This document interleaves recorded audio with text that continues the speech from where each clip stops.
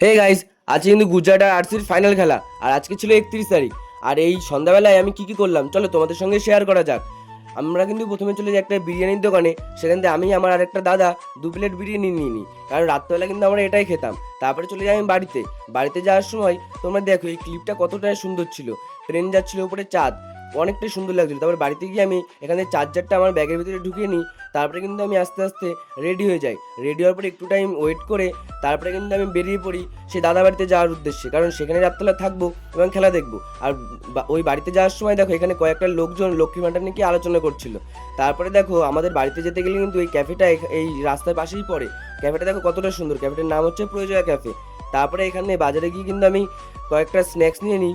তারপরে নিয়ে নিই এখান থেকে ফুটিটা নেওয়ার পরে কিন্তু আমি চলে যাই আমার গন্তব্যস্থল সেই দাদা বাড়িতে। আর এতটা গরমের ভেতরে কিন্তু আমি এখানে ফুটিটা খেয়ে নিই, কারণ এই গরমে থাকতে পারছিলাম না। তারপরে কিন্তু এখানে আরসিবি আর গুজরাটের আমি খেলা দেখতে লাগি।